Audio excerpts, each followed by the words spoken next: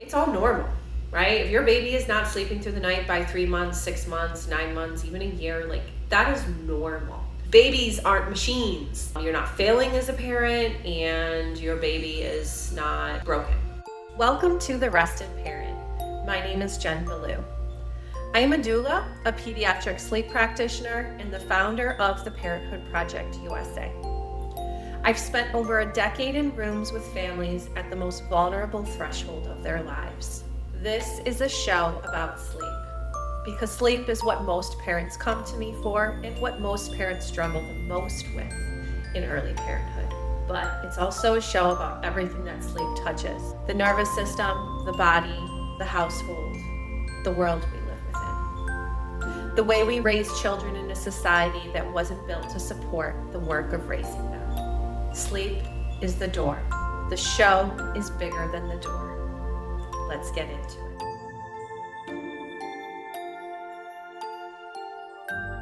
So in this episode today, we are going to be talking about why your baby is not sleeping through the night. I'm going to break it down into the first couple stages over the first year. Who am I speaking to? Parents who are overwhelmed, exhausted, and who feel like they are failing because their baby is not sleeping through the night. If that is you, let's chat or listen.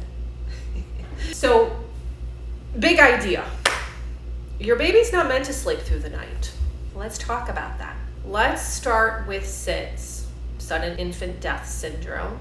Because of SIDS, we had the Back to Sleep campaign way back when that helped to lower the rate of SIDS. When we're looking here specifically in the United States, other countries have had their own campaigns, right? Their own ways of sharing safe sleep practices. And you can be anywhere and you're going to get something out of this for sure, anywhere in the world. But obviously we live in the systems here in the United States, and so that is the space that I come from primarily. The reason babies wake so much is because that is what protects babies against SIDS. Babies' nervous systems are very immature. They are maturing over the first year. Their sleep is survival based, meaning they don't cycle through sleep the way that adults do. Babies are waking frequently to eat in order to survive, in order to continue to grow, to gain weight, and they're also waking for connection. Their nervous systems cannot regulate on their own. They need a caregiver, they need an adult to regulate for them. That is why babies sleep so well when they are on you, and they may struggle sleeping in their own sleep space. That is why we often see parents who are struggling with rest try different techniques to get their babies to sleep better. Some okay, and some dangerous. So this podcast is designed to talk about all of those things, but here we're going to be talking about specifically why babies are not designed to sleep through the night and how to get more rest. Because if you don't know the how, then you will continue to stay in the struggle and will likely remain isolated in it. So that first full year is where SIDS is still a risk, right? That's not to say that we can't get babies sleeping well enough for you to sleep well enough. And with the reality that many of us are going back to work, whether it be at 2 weeks, 6 weeks, 3 months, 6 months, wherever it might be, most of us who are working mothers or working parents, do tend to go back to work within that first year. We do not have a universal paid leave policy, and we are often reliant on corporations that have, I think it's like over 50 employees, where sometimes state disability might kick in. I know it does here in California. I was not able to access that benefit because I ran my own business. So it is very case dependent, and we can have a million discussions on that, and we probably will. It's all normal. right? If your baby is not sleeping through the night by 3 months, 6 months, 9 months, even a year, like that is normal. You're not failing as a parent, and your baby is not broken in most situations, right? In all situations, but something going on underneath. Now, that isn't to say, again, that there aren't things you can do to shift how you're relating to sleep, how you're relating to your exhaustion on one end. That usually comes from expectations and understanding what is normal and tuning out a lot of the noise out there of, well, if you do XYZ, you can have your 12-week-old sleeping through the night 12 hours. That is very unrealistic. It's also very regimented and rigid and doesn't allow for much flexibility when life is not some cookie cutter event. Babies aren't machines. They have their own temperaments. You have your own family realities. You may have siblings, right? There are all these things that come in. So if that thing didn't work for you, it's probably because it's just not built for you. It was somebody selling something because maybe they thought they figured it out with their baby. Now, I have two myself. I have a teenage boy, and he was a very good sleeper, sleeping through the night probably 3 or 4 months from what I remember. We also co-slept, right? He would often sleep in bed with me, safely, of course, and that continued for a while because it worked for us.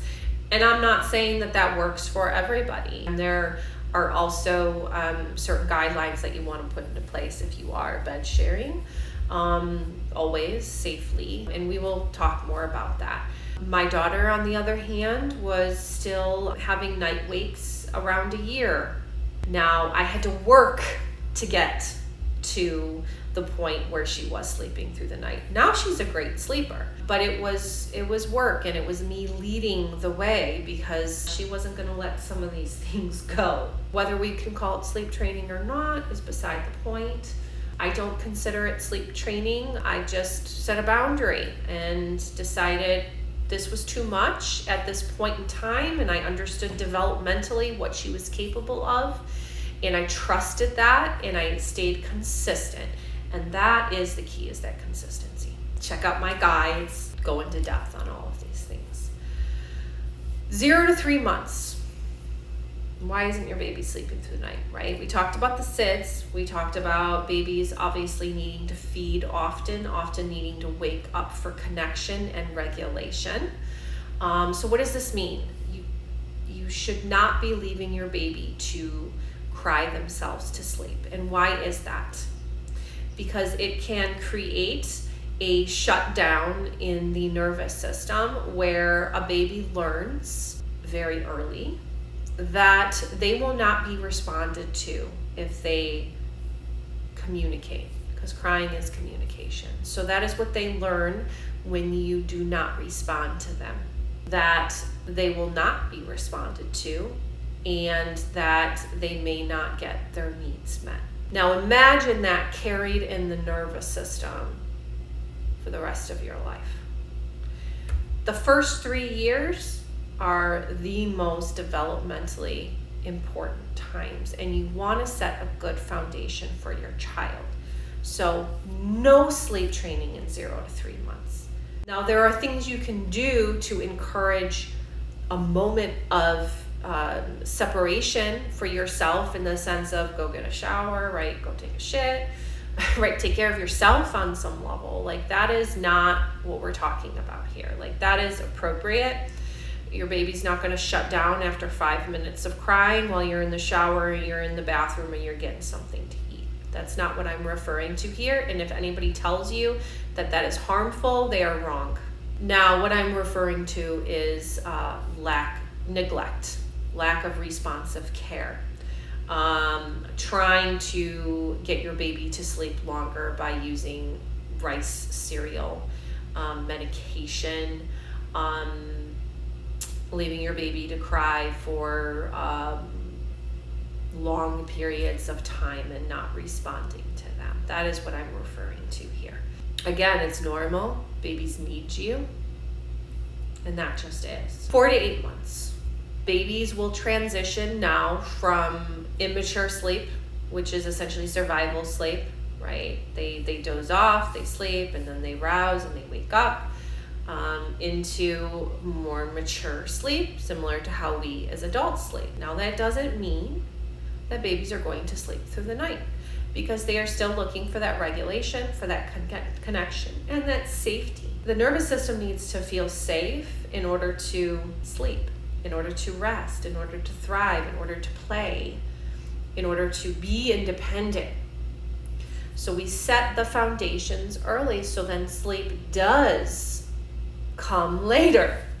And it's good sleep, because that attachment has already been formed. That predictability is already there. That child feels safe, and they know that when they communicate, cry, express, that they will be responded to with care, right? And it's not going to look perfect every time. No parent is perfect, right? Sometimes we need to take a deep breath. Sometimes we need to walk away. Sometimes we need a moment to ourselves, right? We need that. It is not about sacrificing your own needs, because that is a pattern in and of itself, one that can be detrimental to the whole family and to your child, right? It's not about neglecting your own needs.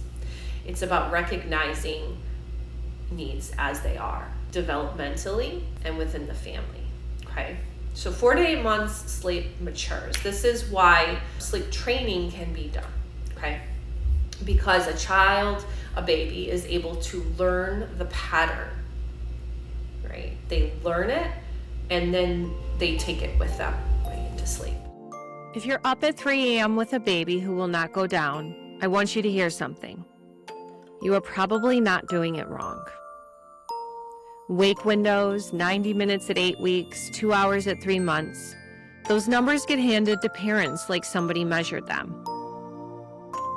Go looking for the study behind them, and it's not there. So you follow the plan, it does not work, and you decide that something is either wrong with your baby or wrong with you. I built Newborn Sleep Sanctuary to hand you something else. Not a method, not a chart, but an actual map of what is actually happening in your baby's body in the first few months. So you can tell a real problem from a stage. All of it is sourced. Where the evidence is strong, I say so, and where it runs out, I tell you that too. You are not managing a behavior problem. You are learning a person, and you are learning yourself too. Newborn Sleep Sanctuary. Link is in the show notes. So just back up a little bit. 0 to 3 months, right around 10 weeks, is when a baby can begin to learn very simple self-soothing skills. Does that mean that they can self-soothe? Does it mean that you just abandon them somewhere to figure it out? No. But you can allow, like, that's why I say no gloves on hands. You don't want those weighted sleep sacks, because you want the baby to feel good in their body and to be able to connect to their body in order to regulate. We do it. We get up, we move around, we breathe, we sigh, right? We go on a walk. Those are all regulation skills. And so they are learning early regulation skills. So they're able to have access to their hands, and eventually when they're able to roll, they're able to access their body to find that comfort, that safety, that soothing, knowing that a loving parent is nearby and will respond when in distress. That is the way to relate to it. So you give them access to some regulatory skills early on, and then they have that to build from once they hit that 4 to 8 months, right? If they've been swaddled for a while, that works, right? If that works, I'm not going to tell you to take it away, but once baby starts moving and rolling, right, time to get them out, right? One arm out at a time, however it works, right? Take my course, look at my guides, right? That will walk you through the process. But that's the foundational knowledge behind it. So babies can start to learn the patterns around 4 to 8 months. So that means that as the sleep matures, the way you relate to their sleep and the way you respond to their cries or their needs becomes very important, because then they begin to learn that repetition, that consistency, right? That is what creates that safety for them. They know somebody's there, they can fall asleep. Now, nursing babies, formula-fed babies, right, or bottle-fed babies as well, like they're all gonna look a little bit different, but all the babies themselves look different, right? How you can move through these stages with your sanity intact. This is where we often hear about the 4-month sleep regression. It's actually a progression. That's when the sleep changes, and that's why we see things fall apart. A baby who was previously sleeping through the night all of a sudden starts waking up every hour. The reason is because their sleep changed. Internally, the architecture changed. And so how we respond to wakes needs to remain consistent, predictable, and that is how they learn. So if they learn, well, when I wake up, I get this, I get the pacifier, I get the boob, I get this, right? Then I'm looking for it, and then once I get it, that is how I fall back asleep. That is how they relate to it in their nervous system. It's not thoughts, it's literally just pattern recognition. That's knowledge, that's understanding how it works behind the scenes. So 8 to 12 months, you might also hear the 8-month sleep regression. It's essentially just a developmental shift, right? Around 8 months, babies may be crawling, right? They're definitely rolling over by this point. They are developing at a rapid pace. And so that tends to disrupt sleep. When they're more aware of their surroundings, they're more aware of you not being there. If you have transitioned them into a crib or whatever the sleep situation looks like, right? They're much more aware of this. And they are looking for that safety, and they find that safety in you. Again, it's still normal for babies to wake between 8 to 12 months as well. It's normal. Teething, sickness, illness, babies are gonna wake. They're gonna look for you. They need you in those moments. There are things we can do to make it easy on you, so you're not so up for an hour at a time or whatever it might be. That's where we start getting into nitty-gritty. And it's also how you can make changes, because there are things that you can do that will support the learning of more independent sleep skills if that is what you desire. There are also other things you can do, such as bed sharing safely, continuing to co-sleep with baby in the room so they're close to you so it's not as disruptive. Lots of things that we go into some of the resources I have available. I only have so much time here. So 0 to 3 months, what does this look like? Again, this is the stage where you gotta just get through it. You gotta survive, right? But you have to be responsive, because you are setting that foundation for safety and for their eventual independence and building that secure attachment. The secure attachment allows them to go out into the world knowing that they are loved and that they are cared for as they are. That is what creates the foundation for eventual independence. And this is where these things begin to form. The moment they're outside of your womb, we have an opportunity to mess our kids up. That's just the reality. We also have the opportunity to build them up, and that's what we're doing. So 0 to 3 months, safe sleep 7, look that up. That will be the guideline for safe sleep bed sharing. Bedside bassinets, those are all really helpful, right? The little sidecar ones, those tend to be my favorite. But having them close to you, they're going to co-regulate with you. They're going to sleep better when they're close to you. They will. Telling yourself that it's safe to sleep as well, rather than, and these are practices that we go over in my guides too. How do you ground yourself so you're not all hyped up all the time?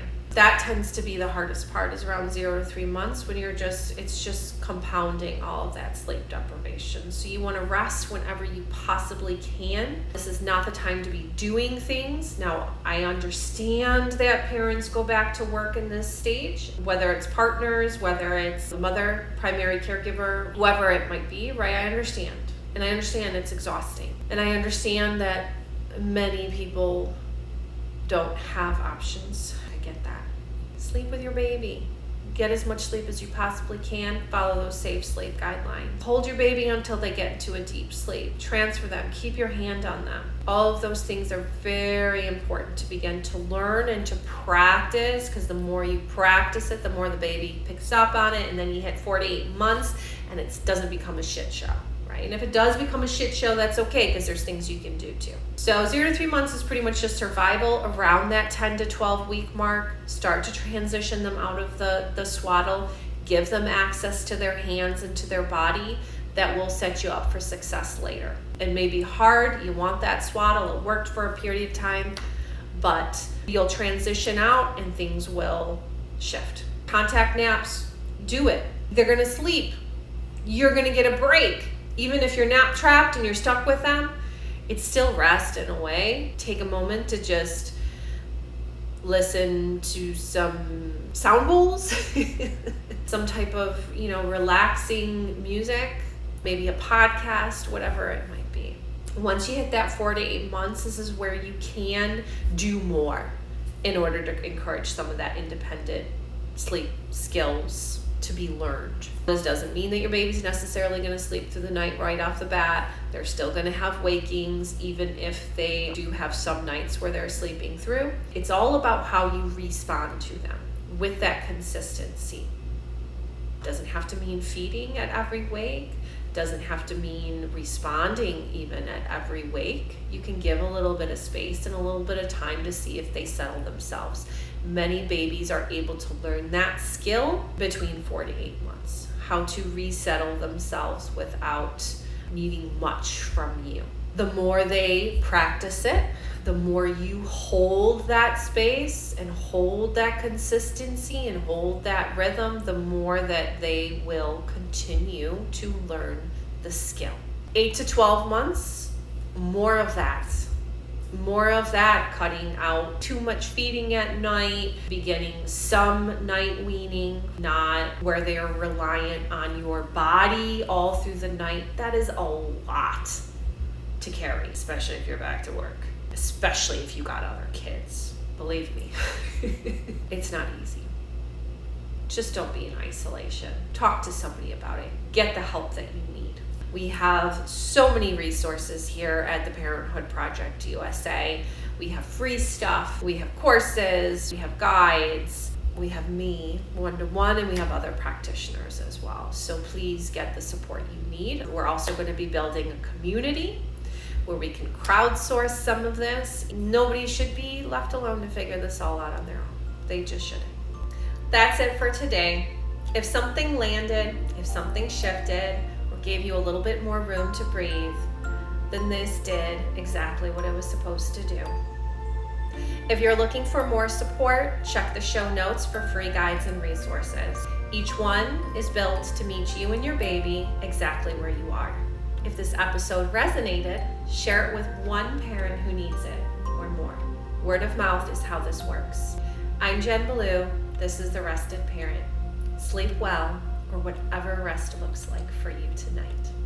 Toodaloo.